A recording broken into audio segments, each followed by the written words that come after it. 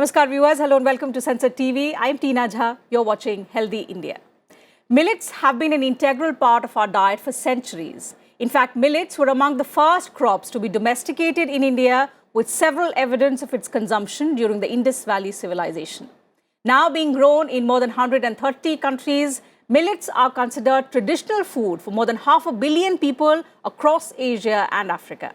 India is the largest producer of millets, cultivating a variety of these grains that are packed with nutrition, have huge potential to generate livelihoods, increase farmers' income, and at the same time ensure food and nutritional security worldwide.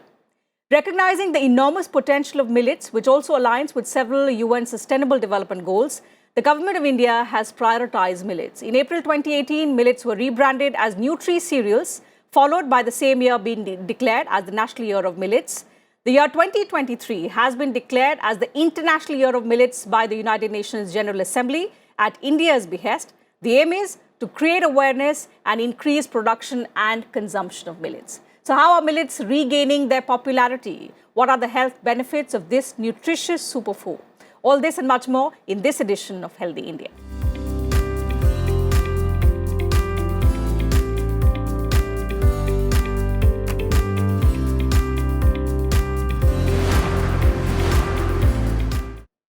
To take the discussion forward, I have with me two special guests. Pleased to welcome in the studio Dr. Medha Kulkarni, Professor and Head, Department of Lifestyle and Dietetics, All India Institute of Ayurveda, and Dr. Parmeet Kaur, Chief Dietitian, All India Institute of Medical Sciences, New Delhi. Thank you to both my guests for joining me on the program today. Dr. Kulkarni, allow me to begin the program today with you. What we are seeing in recent times is millets have begun to regain popularity. What we are also being told by our government, the year has been declared as the International Year of Millets, that it has numerous benefits for the consumer, for the cultivator, also for the climate.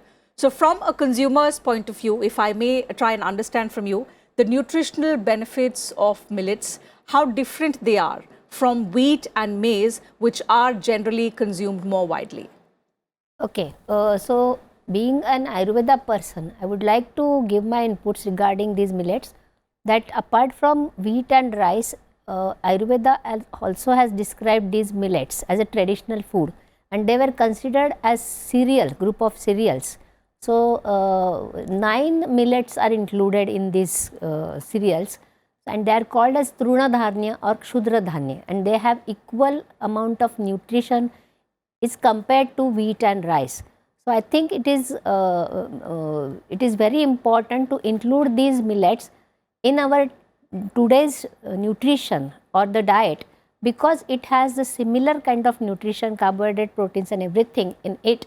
And apart from that, what we are facing the challenges in health scenario in society today. Right. For to counter those challenges, promotion of these millets is very important in today's area.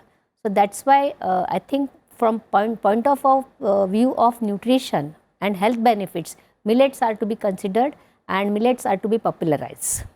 So how do we popularize is the challenge, Dr. Kaur, if I may try and understand from you. So this is a type of grain that was used widely in our lifestyle, but over the years it went out of favor. Now the effort is to bring it back to our kitchens. That's the biggest challenge, because taste-wise, if we compare wheat and maize to the 9 kinds of millets that Dr. Kulkarni spoke about, how do we make it more appealing to youngsters particularly? Because for us, that has to be appealing taste-wise, it has to be made more attractive. So how can millets regain their space back in the kitchen? First of all, I would like to say that we should not be calling millets, we should be calling in India Sri Anna, as our Honorable Prime Minister Narendra Modi ji has rightly named it. Shri is the best or something superior, and that is the best among all the grains. And this is to be inculcated in the minds of youngsters. Yes, they are superior to other grains. And first thing is that we have to educate our children, school going children, that it is a very important cereal. It has more nutrient density. When we say nutrient density, it is not just the caloric value. It has protein, it has calcium, it has zinc, it has phosphorus, it has iron, and young children, if they are preschool children or school going children or adolescent children, because they are growing and there is a physical development, their bones are developing, their mind is developing. So at this time calcium is very important nutrient, and if it is included in their diet, then they will grow better, their growth potential will be higher. So we have to educate the family, specifically mothers who is cooking, because they have to bring lot of variety to the children. So what mothers can do is, when they are going for shopping, they have to take children along and be part of selection of the household grocery. So it should not be just wheat and millet, wheat and rice. It should also be millets, because they have more nutritional value. So this can be easily taught during school childhood years in the school as well as at home. Right. So we will talk about how to popularize millets. Can I add? Sure. Okay. So just madam has suggested that we should take the children for the shopping also, but I think mothers should prepare the recipes which they are preparing at home for the breakfast. Like they prepare upma of wheat, suji, but instead of that they can prepare upma of kodo or shama. So to popularize these things, these are the recipes which we are taking today. They can be prepared from millets also, like idli. If instead of rice we prepare idli of ragi. So it is very just to substitute those wheats and rice to these millets and prepare the dishes which we prepare regularly, like pizza. Young generation or children love pizza or bread. So instead of putting maida in it, they can prepare pizza base from millet itself. So these things to substitute wheat and rice in the recipes with millets will popularize the, and that it does not taste different from that. So to popularize these millets, we have to substitute these recipes with these millet recipes. Okay. Dr. Kaur, so in India, if we look at what are the most common variety of millets that are easily available and that we can incorporate in our everyday meals? And because we are talking about how to popularize it, the challenges on the mothers. So the question is, which is the best meal in which this can be brought in, whether for breakfast, whether for lunch, whether dinner is the most suitable meal to incorporate millets into our daily meal? When we talk about the popularity of the millet, if we go to north, south, east, west, every state has its own millet, region wise, state wise, and they have their own cultural recipes also. So if we go to Karnataka, we have ragi in plenty. If we go to Rajasthan, then we have bajra. And if we go to Uttarakhand, there is again a small millet. But we have in Assam also there is a particular kind of millet. There is a variety of millets which are available. So whatever is regionally available, locally available, we have to stick to that. But this is very important, because culturally also it is according to the climate and region. So preference should be to the locally available millet. And then second thing which is important is that talking about what is the most suitable time to have millets, breakfast or evening snack is the best time, because one can prepare a nice porridge of millet, kodo millet, sawa millet, because all the millets they have different nutritional value. They all have good nutritional value, but here and there they vary in some quantities and amount. Like we presently, like breakfast, when we say breakfast, then porridge is a very good option. And in the evening snack, upma can be consumed. Even in a school lunch box, ragi laddu is a very good option. But most important thing is that it should be the part of our balanced diet. Right. It should not be eaten alone. Because cereals, it is a cereals. Cereals, they lack in an important amino acid, lysine. So we need to have it with some dal, because dal, they will complement they are rich in lysine, so they will like make it a better protein when it is combined together.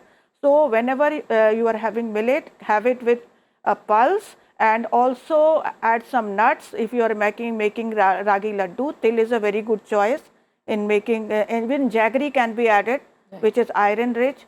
So all make it as a part of your meal. And when we talk about healthy eating plate, it is size of a plate is generally around 7 to 9 inches, and half of the plate should be of fruits and vegetable, 1/4 of cereal, and rest 1/4 of protein food.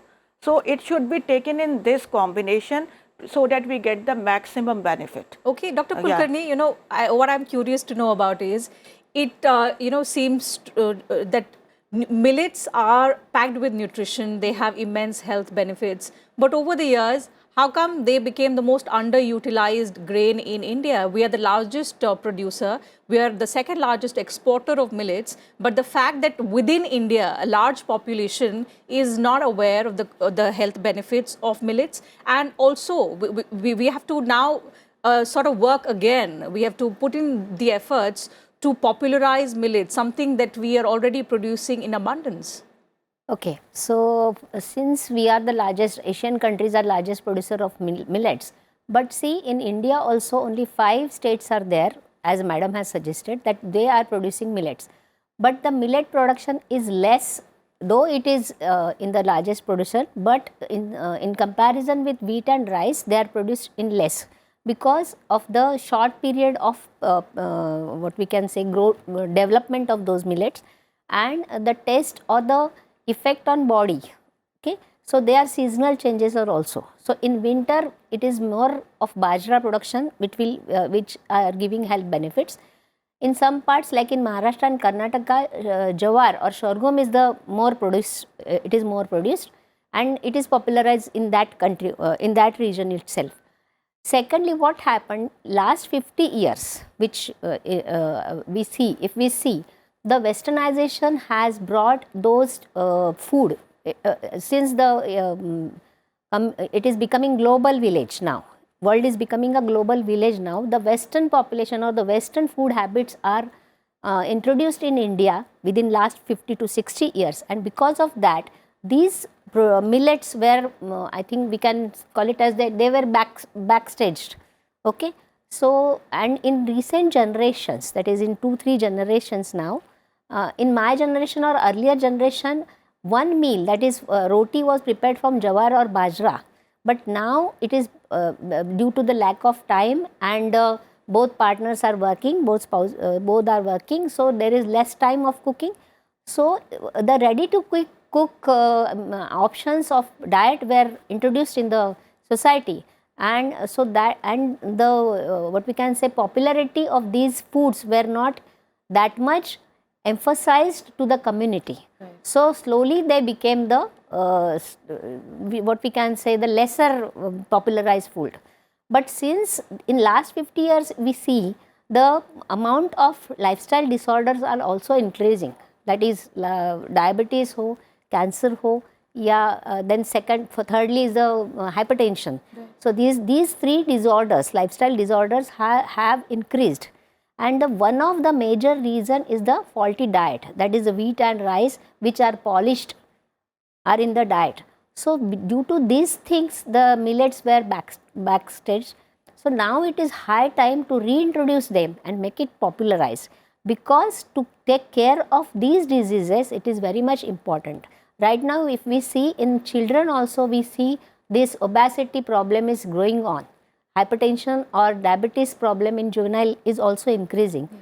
So to take care of that, these millets are very much important to include in our diet. Okay, Dr. Kaur, so major reason is that when India got independence in 1947, that time the aim of the government was food security to all, because yes, there were famine, there was droughts, and that is why there was green revolution there, and the focus was on wheat and rice, so that we have in abundance and we are able to feed all the population. So government programs, policies, they were more on wheat and rice. But now over the years, because we have seen that we are facing dual burden of malnutrition, there is the nutritional deficiency of iron, because 1 out of 2 women in India are anemic.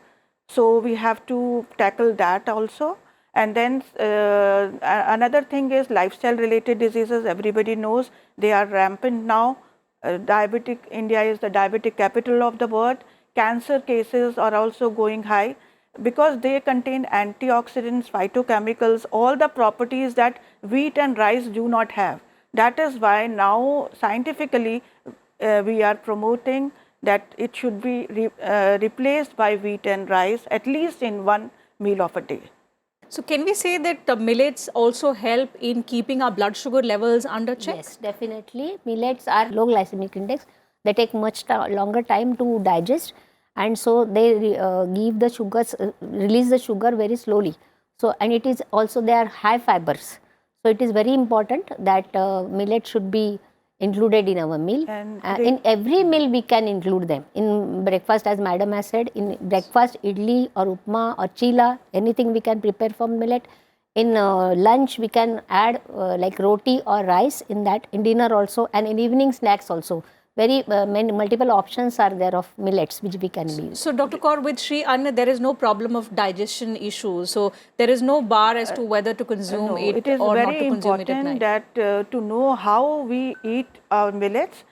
If we are taking the whole grain, it should be soaked in water for at least 10 to 12 hours because millets, they contain various anti-nutritional factors like phytates, tannins, oxalates. They bind all the precious vitamins and minerals we are talking about.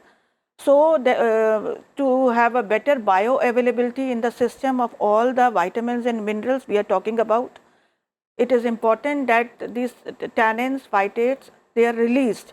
So, it is important to soak in water for 12 hours, 10 to 12 hours, throw that water, and then again you can also roast it. Roasting also reduces the amount of anti-nutritional factors. And thereafter, germination, like we do for other legumes, germination can be done for millets. And then because by the process of germination, vitamin C, vitamin E, B complex, its levels, they increase multiple times, and bioavailability also increases. And nowadays there are a lot of dosa batters, idli batters, they are available in market also and can be prepared at home. So fermentation also make it more digestible and adds to B complex. Absolutely. That's very significant to understand that it's not just important to consume millets, but it has to be consumed in the right way. Another in combination with legumes. Right. That is also important. So that's very significant that Dr. Kaur has pointed out. But since Dr. Kulkarni, you spoke about several lifestyle diseases, what we're also seeing is increasing heart diseases among people in India. So I was reading somewhere, one of the analysts had described millets as being the friend of the heart. If I may understand from you, how crucial are millets in lowering the risk of heart diseases and heart stroke, something that has become extremely common among especially the age group of 40 in India? It's a very nice question, madam. I will explain it according to the perspective of Ayurveda. Okay, Ayurveda considers these millets as laghu, that is easy to digest, but at the same time they are ruksha, that means they produce dryness in our body. Okay, so in lifestyle disorders, like in cardiac disorders, we have a high cholesterol which has a plaque, or which has a what we can say layer in our arteries, which lowers the blood flow and we get the heart elements. So due to use of these millets, this is ruksha guna, that is the dryness, it increases the dryness in body, which takes care of this. It is also, we said it as lekhana karma, it scraps out those cholesterol or those toxins in our body. So from the point of Ayurveda, it is the dryness or the rukshata or the what we can say lekhana karma which initiates this scrapping of this bad cholesterol from our arteries and helps to restore the normalcy of these arteries. So in obesity or in the high cholesterol things, we advise the use of millets. So in diabetes also we advise use of ragi, use of bajra, use of jawar in the diet of the patients. You know, since we're talking about lifestyle diseases, what's also concerning in case of India is we are seeing a huge burden of cancer cases in India. So is there evidence to suggest that millets can also help in fighting cancer cells? Yes, if Yes, Dr. Madam Yeah. can answer. There is a lot of colorectal cancer, and because it is caused due to low fiber diet and cancer of the colon, of the intestine. And if millets are consumed, they contain both soluble and insoluble fiber, and so they are able to have there is a better bowel movement, and these problems can one can avoid these problems. Moreover, they contain various antioxidants and phytochemicals. They also help in warding of cancer. So, prevention and health promotion, these are the effects of these millets. And can millets also be used as something that can be incorporated in diet to lose weight? Because we are Yes. seeing youngsters Because follow all it has sorts of more diet. of satiety value, because it has more fiber. So, it takes longer time to digest. It will stay in your stomach for a longer time. You will feel full for longer time. And it will keep us away from the unhealthy yes, food. Yes, So, and, sitting in office, we have this habit that, you know, we prolonged our working hours and we will munch in a chips another very packet. important thing about millets is they contain antioxidants. So, you know that heart disease, clogging of arteries is due to formation of free radicals in the body. And when we consume an antioxidant rich diet, so they will lower the production of free radicals in the body. When there are lower free radical production in the body, then no clogging of arteries. So, good for health promotion and also have preventive management of all the lifestyle related diseases. Right. So, amazed And by the numerous health benefits of millets. They are also gluten free. Right. And I think in Ayurveda they are also, they promote better respiratory status, like for respiratory problems Yes, also because they are are very having good. Ushna Gunama, that is hotness. They produce hotness in our body. So they take care of kapha disorders, that is the respiratory, related to the respiratory disorders. So we So, when suggest, you say respiratory disorders, does it also cover the problem of asthma? Yes, in the diet of asthma person, if we add the bajra in their diet or ragi in their diet, it helps. The question now is about, of course, we face challenges in terms of popularizing millets in the country. The question is also about storage. You earlier spoke about how we switched to the readily available and grains that could be cooked in a lesser time. The question is also about storage of millets. So, how can we ensure that the durability aspect, that something that when we keep in the boxes, we ensure that it lasts for at least a month or so. So that is something that also has to be promoted, and people need to be made aware about. In Ayurveda, there is a reference. So these grains, any grains, we have to use them by 1 year. 1 year old grains we have to use, because they have their maximum, what we can say, the nutritional value in that 1 year. But if we powder them, then they have to be stored for at least 1 or 2 months, not more than that, because they lose their constituents or nutrients in that. So if we have to store the millets, we have to store them in the form of grain only, and when we have to use them, then only we have to grind them. Or as madam has suggested, we can soak them or we can ferment them and then prepare our healthy nutritional recipes. But to store them, we will prefer to store them as a grains. Like wheat and rice, we store in the godowns for 6 months or 1 year. So likewise, these grains can be, these millets cereals can be stored in the, for at least 1 hour, 1 year we can store them. And after that, if we want to powder it, then we have to use them before 2 months of that. So I'll take one last question from Dr. Kaur. We've spoken about the numerous benefits, but what's also important at the same time, and the objective of the International Year of Millets, is how to increase more awareness about the health benefits, about the significance of millets in the country, something that we are producing in abundance, but we are not using it adequately. So Dr. Kaur. We should aim to have at least 1 meal in a day of millets. And knowing about, as we now know well about all the myriad health benefits of millets.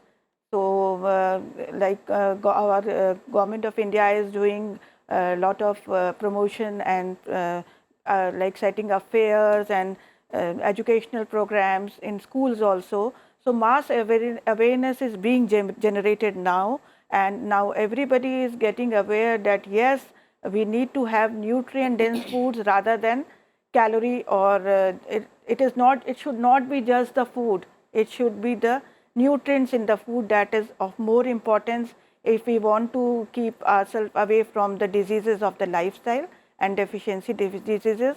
And India being a young country, youngest nation of the world, so we really have to make a good effort in having millet on a daily diet, so that we can have the maximum potential of our country. And there is a vision to be a developed nation of the world, because people of country, the health of people of country, the productivity of the people determines the state of the country. Absolutely. So, So only, yeah. Very quickly. I'll just add one sentence that if we promote these millets and popularize these millets, demand will grow up. And as the demand will grow up, supply has to be grown up. So when the demand grows up, then naturally the farmers will think of planting the millets or plowing the millets in their farms. So naturally demand and supply will grow, and then the promotion of millet will be more, or production of millets will be more. So Right. it is just our efforts to promote the millets in the society, to use them in their daily routine or daily diet, so that automatically will increase the demand and automatically will increase the production of millet.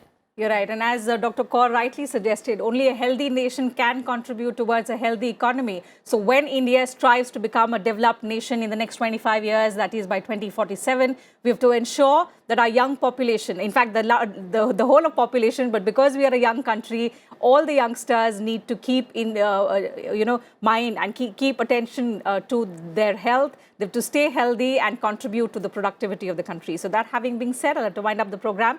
Thank you to both my guests for joining me on this edition of Healthy India and sharing with us and our viewers the importance, the significance and the huge benefits of millets in the country. India is the largest producer of millets. It's just that we now need to incorporate millets into our daily meals. So that having been said, I'll wind up the program. Thank you to you viewers also for your time. I'll see you same time next week now. Take good care of yourselves. Keep watching Sansad TV.